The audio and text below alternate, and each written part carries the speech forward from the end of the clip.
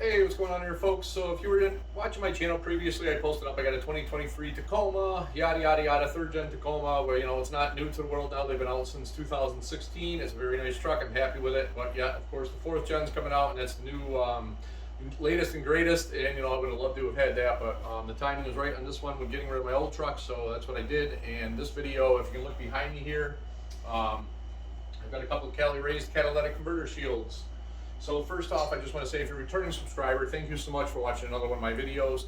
And if you are new to the channel, well, I'm not, like the car care nut or Whistling Diesel or Matt's Off-Road Recovery, I don't have any wild stuff. I will, as I go along my journey in life, I will try to post up some interesting videos, so consider subscribing. Anyway, like I was saying, I've got these Caliraised catalytic converter shields. And first off, if you don't even know what a catalytic converter is and you own a truck and you're thinking about this because you've seen other videos or other people talking about them, real quick, a catalytic converter is basically a filter with precious metals in it that it basically takes out the harmful byproducts and burns them in your exhaust so that the emissions come out the tailpipe clean per California and the government and all that kind of stuff. So I'm going to put them up on the screen there. You can see a picture of one, and that is what is underneath there, and that's what these thieves are actually trying to steal. And they make anywhere from, I'm not even really 100% sure now, I know at least a minimum of $100 to maybe $400 depending on how big the vehicle is. So if they can get underneath there, take 2 minutes to cut off your cats, they're going to have $100 waiting in their hands. If they can go to a steel yard, I will say most steel yards now, I do believe they're taking the VIN number and they're getting a little more stricter and they're trying to prevent this stuff. But if they do get a hold of your cats and they can't even cash them in, you're still out. OEM prices, you're talking $1,500 and up per cat. So not only that, but my thought on this whole thing is, obviously, if they steal your cats and it's $1,500 with the supply and demand today, if you just take a nice joyride, and for instance, it just happened over in Rhinebeck, New York, somebody was over there at a fairgrounds, this person that was stealing cats paid money to actually get into the fair, park his vehicle, and then go through numerous vehicles out there and cut the cats off so he can make more money. So my thought is, being a worrywart, yes, okay, I can spend basically a few $100s, and I can put these shields underneath here.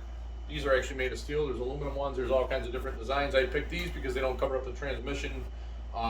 It leaves access to doing services and things and stuff like that down the road. So that's why I did pick these Caliraised ones, and I know there's probably about 10 other videos out there. But anyway, I am going to get started and show you how to put these on. And if you happen to choose Caliraised, you can watch my video or the 10 other videos in Caliraised. Probably somebody in their nice fancy garage probably even has a video. But if you choose to watch mine, I'm going to be in depth, as detail as best I can. So let's get started.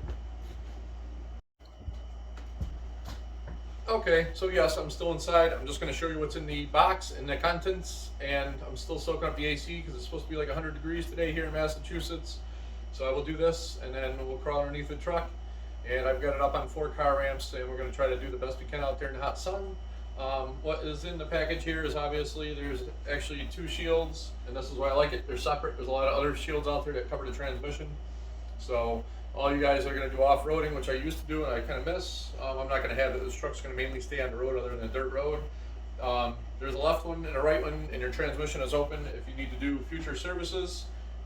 There's a P and a D on here for passenger and driver, so obviously you get the 2 contents of the shields. They're stainless steel, so they shouldn't rust. They also give you a small package, and they have basically tamper-proof bolts, and I'll show you as we go out in the truck. They're going to replace a few on the truck, and they give you, of course, the tamper-proof bit, and they give you a couple little rubber bushings where these cat shields are actually going to touch up against the frame, so there's no noises or rattles or anything like that. So we'll go outside and we'll move on to the next step. And again, I know there's other videos, but I'm going to be into depth as much as I can into depth. And I'm also going to just, if you watch any of my previous videos, I always try to do things the right way. So we'll get out there.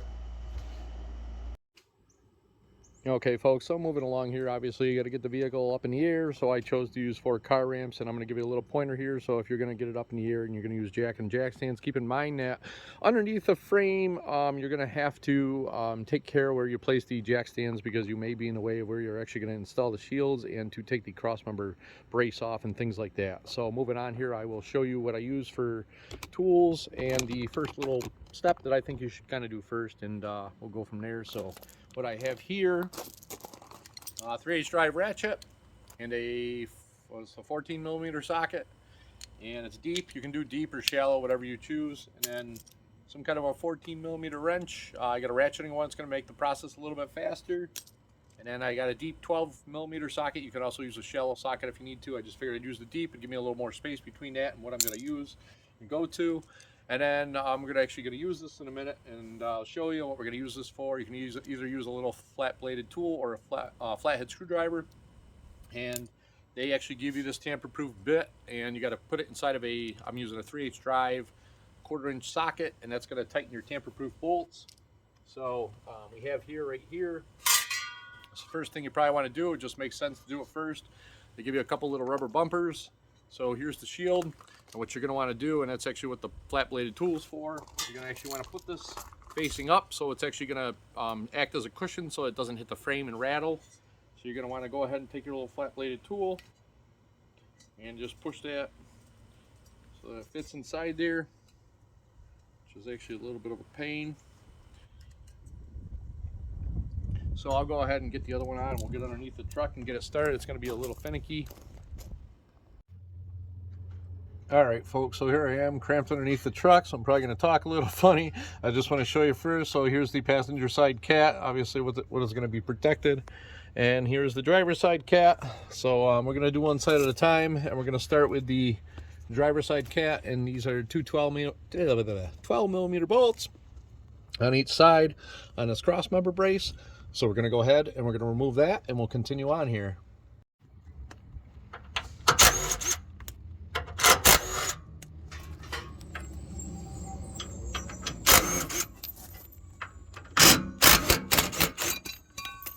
Alright, so that's the first thing you want to do is get that baby off there.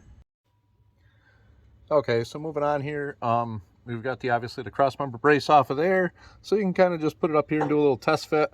So obviously if you're watching this video and it's August 2023, these shields have actually been revised, and it's going to fit up in front of the cross member. The old ones, I guess they had a fitment issue, and it actually went behind the cross member, and it could actually touch the cat.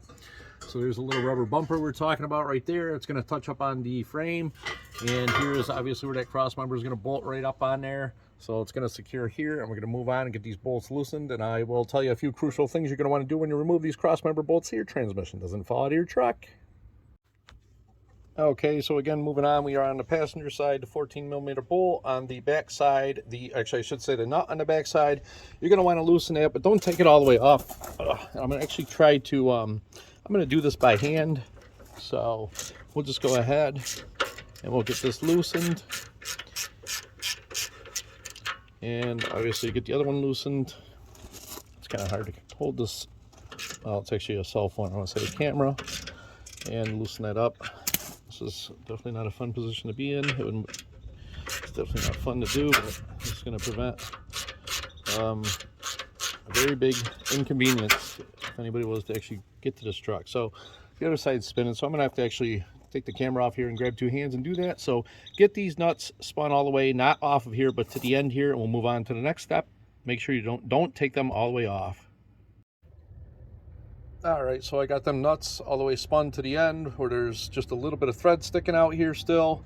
And go ahead to this side, and obviously you don't want these to come out, so you want to go ahead over to this side, and you want to actually, the threads should catch on the cross member and pull themselves out. So you want to ratchet these babies until they're sticking out. I'm not really sure exactly how much. I have to put the shield up there to do a fit, but I got that one out a little bit. Oop, and let's try to get this one to start threading out. It's not actually threads in here, but it is moving along here. I saw something on recently on one of the Tacoma Facebook pages that somebody had actually damaged the threads. So I don't know what they did, how they did it, but hopefully the way I'm doing it, it's not going to damage anything.